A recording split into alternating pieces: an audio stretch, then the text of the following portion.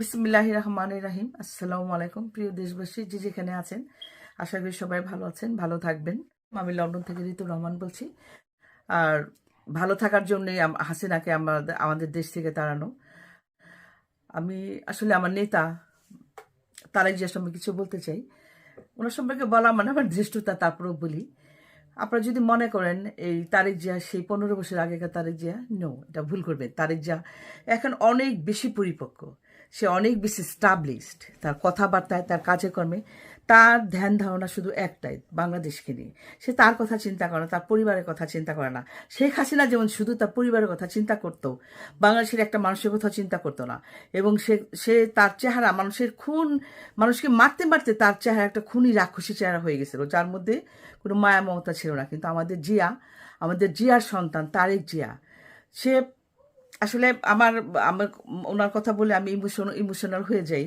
তারপর বলি, তারেক জিয়া 18 কোটি বাংলাদেশের কথা চিন্তা করে, তার কথা চিন্তা করে। তার মা একজন অসুস্থ, সে তার কথা চিন্তা করে। সে চিন্তা করে দেশের কথা, দেশের মানুষ কিভাবে ভালো থাকবে, দেশটাকে কিভাবে ভালো রাখবে।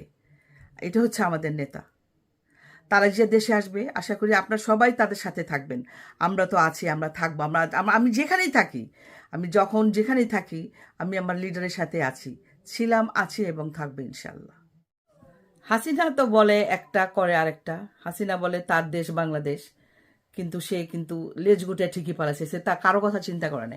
সে কিন্তু তার ফ্যামিলির লোকজনকে সেভ করে সে দেশ থেকে সেফ এক্সিট নিয়ে চলে গেছে। কিন্তু আমাদের নেত্রী, আমাদের দেশমাতা খালেদা জিয়া, সে অনেক অসুস্থ, কিন্তু সে কোনোদিনও দেশ ছাড়বে না।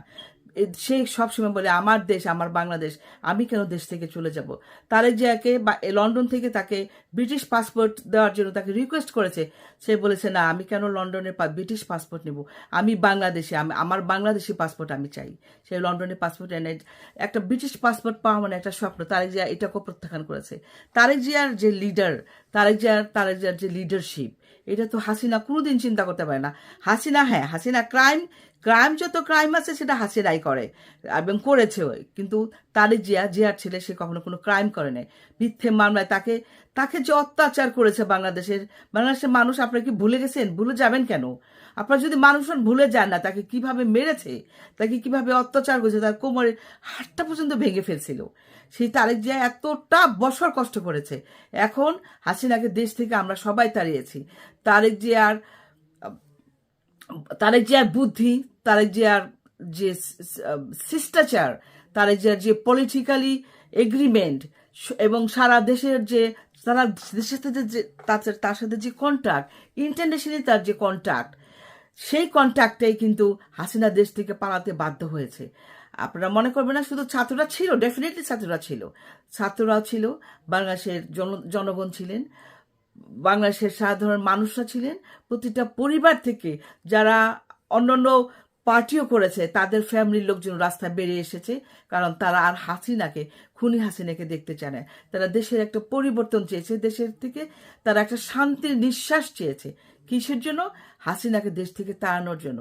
আমি রিক্সায় করে বাংলাদেশে গেছি, রিক্সাওয়ালাকে জিজ্ঞেস করছি আপনারা কেমন আছেন, বলছে না আপা, হাসিনার সারাক্ষণ খালি শেখ মুজিবের কথা, এই বক্তৃতা শুনতে ভালো লাগে না। আমি সিএনজিতে উঠেছি, ড্রাইভার একই কথা বলেছে, আমি বাসে উঠেছি, একই কথা বলেছে। এগুলি আমার বানানো কথা না, আমার নিজের গাড়ি থাকা সত্ত্বেও আমি এইসব গাড়িগুলিতে চলেছি। আমি পাবলিকলি তাদের সাথে কথা বলেছি, আমি জেনেছি তাদের কথা। তারা কেউ শান্তিতে ছিল না, একটা মানুষও। এই যে এইবার দেশে গেলাম, দেশে যে জানতে পেরেছি প্রতিটা মানুষ শান্তিতে আছে। তারা এখন শান্তির নিঃশ্বাস নিচ্ছে। তারা বলছে আলহামদুলিল্লাহ, দেশ থেকে রাক্ষসী ডাইনি বিদায় হয়েছে। আমরা আমাদের নেতাকে ফিরিয়ে আনতে চাই এবং সসম্মানে কোটি কোটি হৃদয়ের যে রাজা, আমাদের তারেক জিয়া তো রাজার ছেলে, রাজা, সে দেশে ফিরবে। আমরা তার জন্য অপেক্ষা রইলাম। আসসালামু আলাইকুম।